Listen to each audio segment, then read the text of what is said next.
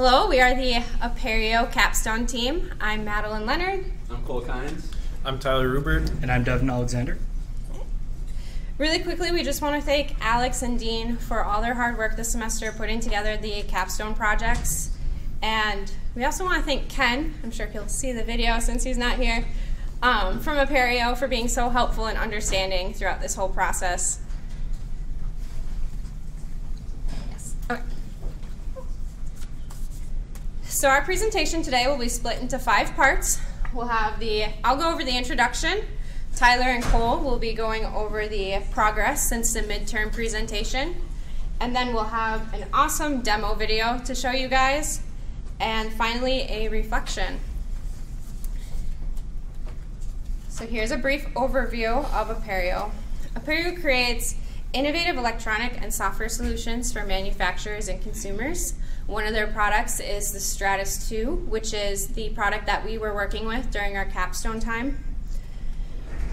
Appareo has 3 locations. One of them is our own NDSU Tech Park, which is where our mentor, Ken Paulus, works as the software development manager.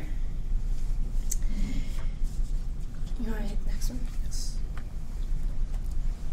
So Appareo's Strattice 2 device provides a lot of vital information to the pilot, including GPS location, altitude, ground speed, vertical speed, a lot of stuff. What we're tapping with in our project is only about 4% of what the Strattice can actually do. One of the things the Strattice cannot do, though, is it's not a display device. You can see a picture of it there. There's no screen or anything, so there's no way for the Strattice to relay that information back to the pilot. So that's why they require a mobile application to do that for them. Right now, they partner with ForeFlight, who has a third-party application. But for Appareo, that means that they have less control, and it's also going to be longer between updates to the Strattice to reflect updates to the app. So Appareo asked us to create a mobile application for them that they can manage in-house. Since Appareo uses mostly iOS native development in their building, we decided to make sure that the mobile app would also be iOS native so that it's easier to maintain, easier to upgrade with more features. Some of the requirements given to us by Appareo were a tracking mode and normal mode. So the way that it displays the tracking mode, the camera will be behind the plane as the plane is moving, and the normal mode will be with the compass always facing north, so you can see the plane moving across the map. It also tracks a flight path, so you can see where you've flown. And then we also display the speeds and the altitude. We also show the Strattice battery life and the Strattice signal strength. And then our personal goals for the application were to make the interface easy to use and easy to read. We wanted it to be pretty. It's a mobile application, especially an iOS mobile application, so we wanted to make sure that it fit the bill. All right, so the progress that we made on our application, we successfully got the application to work on an iPad, which you'll see it being used on one during the demo. The flight data is all accurate, so like nothing's showing up and giving the pilots the wrong information. And the user interface is simple to use. It looks pretty close to how we initially had planned on it. And it still has all the functions that we initially had planned. Going over our schedule over the semester, every week we met on Thursdays. There were 2 weeks where we couldn't meet in person. We met online. And we've made pretty good progress weekly. Some of the highlights being finishing the back end and adding the map functionality, implementing the tracking mode, and finishing the UI. If you look at the dates, you can see originally we had selected MapKit in February, and in the beginning of April, we had to switch to Google Maps. That was kind of a bit of a problem that we'll go over later. But that was basically our whole semester there. Now I'm going to go over some of the risks. Our group was relatively new to Strattice and aviation technology, with the exception of me with aviation, since I'm a private pilot. But aside from that, all of us are pretty unsure about where to start from and all that. But it ended up turning out that all we had to do was pull data from the Strattice, so we didn't need to know a whole lot of that to begin with, as far as how much we thought we were going to. Another one is we were all new to map technologies. This is definitely probably the biggest hurdle in our whole project. We all had to spend a pretty considerable amount of time reading up on it and working with it, and even towards the end, like, we were still having issues with some of the stuff like the offline mapping, but aside from that, we got basically all the stuff we needed to figured out. And then the last risk there, we were worried about being able to implement a flight path when we were switching from MapKit to Google Maps. As it turns out, they both have support for it, so it didn't really end up being a problem. And now Cole is going to go out over the issues. Okay, so we had three major issues that we had to face throughout the development of the app. The first issue was an issue with the timeout exception. So it wasn't so much of a hindrance of development of the app, but more of something that got in the way a lot. So to notify the user when they had not properly connected to the Strattice, we implemented a timeout function, or feature, I suppose, where after 10 seconds of not receiving any data from the Strattice, it would pop up an error message saying, hey, you need to connect to the Strattice. The issue that we had with this was when we were dealing with anything else in the application, such as testing out the map buttons, such as the compass or tracking, or working with the zoom buttons, testing out the map gestures like rotation, and the person testing had not connected to the Strattice. We only had one Strattice device when we were testing with this, and I had it most of the time.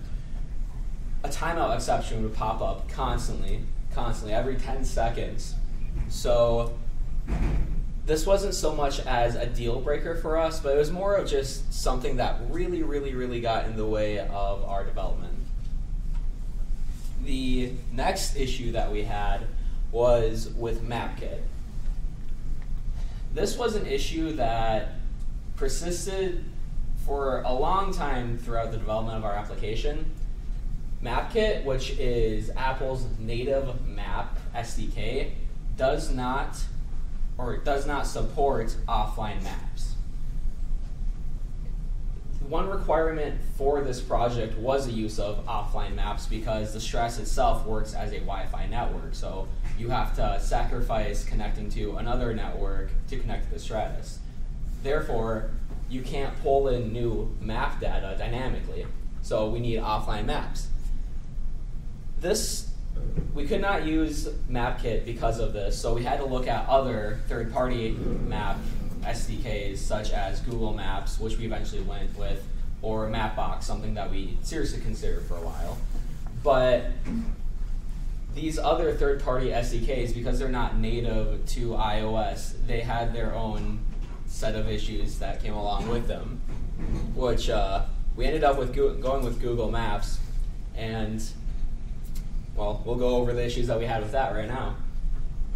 So, in the implementation of Google Maps, as I said, we cannot dynamically load maps. So what we're planning to do is use Google Maps, essentially turn off its map functionality, so it would just be a blank screen that supports a bunch of map functions. And then we'd use what's called an overlay. We load in our own map. The issue with this, like I said before, Google Maps is a third-party map application. So in order to load in these overlays, we had to use another third-party application called Google Map iOS Utils. The problem with Google Map iOS Utils is that it is broken on iOS. It does not work properly, and they don't tell us that. So for quite a bit of time, we tried to get that up and running, only to find out that it does successfully load in the overlays that we wanted to use, but it is unusably slow. When trying to rotate the map, it took a minute to load the rotation, and when you're flying in a plane at 300 miles an hour, you can't wait a minute for your map to load. That doesn't work. So because of this, we didn't even know that it was a third-party application that was breaking it. So because of this, we actually ended up looking at using Mapbox, the other third-party app SDK that we're looking at using. And thankfully, before we did that, we checked out to see what was going wrong with Google Maps a third time, just to make sure we knew what the issue was, and found out that it was the third-party SDK. We removed that, and unfortunately in removing that, we weren't able to load a map overlay. And so technically right now, our application is not using offline maps, which is the only thing that we were not able to complete in the development of this application. But that is not a deal breaker right now, because if you connect to a Wi-Fi network, load in your map before you start a flight, and then connect to the Strattice, you do get a map, and it does still work as expected. It's just that you can't load in an entire offline map while flying. And now we will move on to the demo. Because the Strattice does not work indoors, it pulls in a lot of satellite data, GPS data, and stuff like that. We won't be able to show you a live demo, so we made a video for you right here. Hey guys, before we give a demonstration on how the user end of the application works, I thought it might be interesting to give a brief overview on the backend too. Basically, the backend starts with receiving data over 2 sockets from the Strattice device. Every time one of these sockets updates, the new data is then pushed through the system to update the UI. Before the data reaches the UI, it is sent through a parser that breaks it down into meaningful bits of information and packages it into a structure the UI can understand. Since multiple sockets are being used, this package needs to be updated asynchronously. After each socket updates, the package is then sent to the main UI to handle the update of the relevant UI elements. In the main UI, the Strattice's dashboard elements are updated. Right now, you may not know what the dashboard elements are, but this will be covered later on in the other portion of this video. From here, other bits of information relevant to mapping data are sent to the map UI. Here, a plane icon is plotted at the Strattice's longitude and latitude, and the icon is rotated to match the Strattice's cardinal orientation. And there you have it. That is roughly how the back end of the application works. And we will now move to the other part of the demonstration, where Devin will be discussing the user end. Upon launching the application, a connection to the Strattice device is attempted. If the application fails to make this connection, it will prompt the user with an error message. There is no need to fear, however, as the solution to this issue is usually as simple as connecting to the Strattice's wireless interface. After the connection has been established, the location of the user is found, and flight data is shown in a dashboard on the right side of the screen. At the top of the dashboard are the status icons showing the Strattice's remaining battery life, as well as the strength of the connection to the Strattice's wireless interface. Below the status icons are the 3 flight metrics. These metrics provide necessary information a user will need during a flight. The first metric measures the user's altitude above the MSL, or mean sea level. The next metric displays the ground speed of the aircraft. Think of this as the equivalent to the speedometer on a motor vehicle. Lastly, we have the vertical speed, which measures the user's descent. One thing the user may notice the dashboard does not have is the user's location. But fear not, as this bit of information is always one tab away over on the map view. Along with this, the Maps UI comes packaged with the usual zoom in and zoom out buttons, as well as buttons for the compass and entering flight tracking mode. The user may notice that the compass button has a needle that always points north by default. When this is the case, the map is in normal view. When the user taps the button, however, the map will rotate to point in the direction of travel.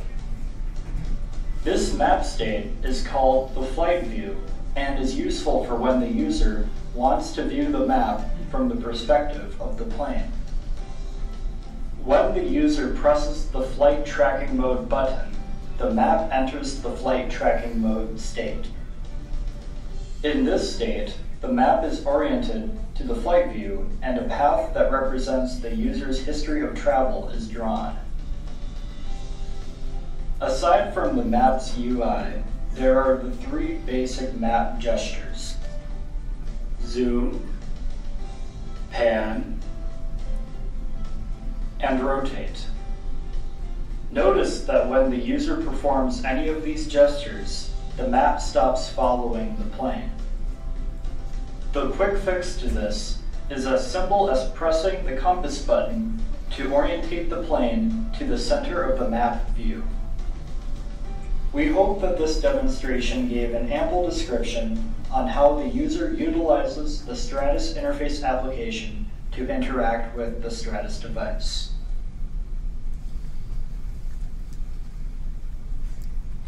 And there you go.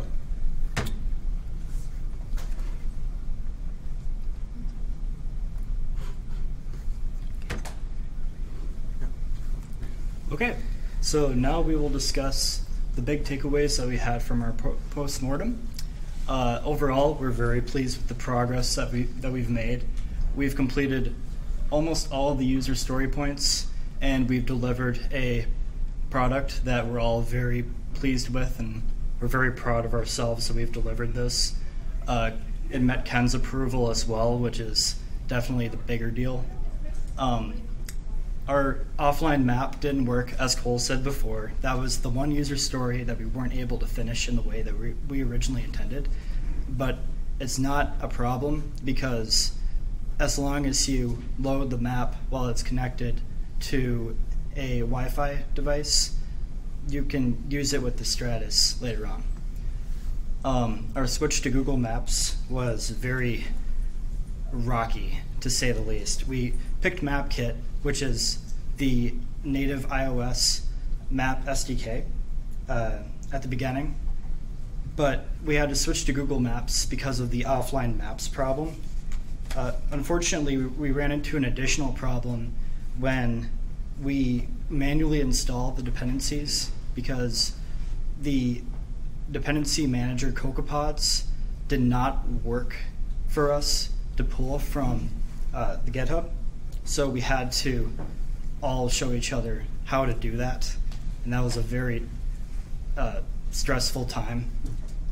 In hindsight, we would have looked more into if MapKit would have supported offline maps or not, so we didn't have to go through that.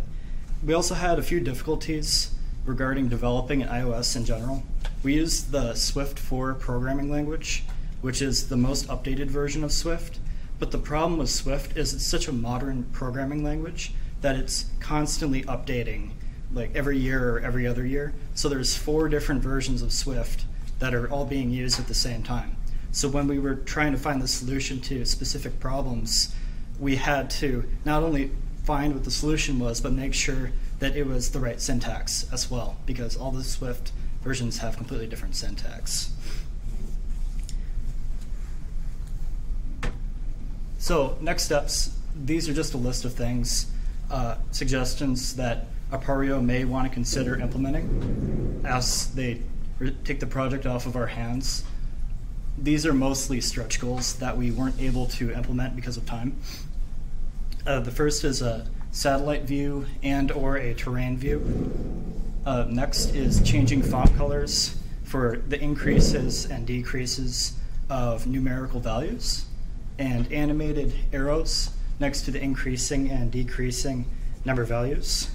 They may also want to implement some sort of an image scaling for the plane depending on the zoom level as well, because that may look a little bit cleaner.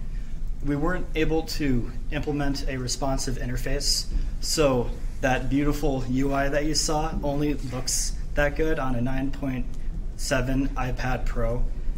If you launched it on any other device right now, it wouldn't look like that. So responsiveness is definitely something that they may want to consider implementing later on. We made the backend modular, and we did that because it'll be a lot easier for Appareo to implement their own backend functionality later on if they choose to do so. Questions?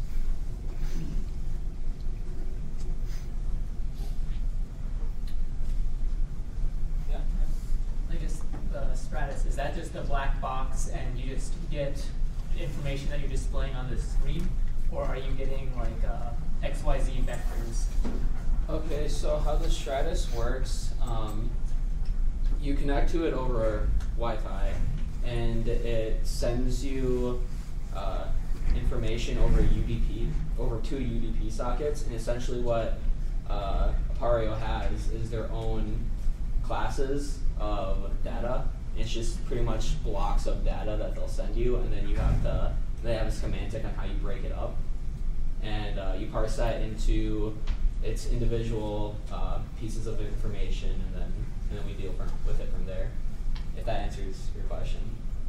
Okay, I'm just wondering, when it says ground speed, are you just getting a 32 for ground speed, or are you getting like an X of 39 miles per hour or Y of 2 miles per hour? No, it's just a 32 bit piece of information for ground speed, and then it's a separate 32 whatever, I think 32 float piece of information for latitude, longitude, etc., etc.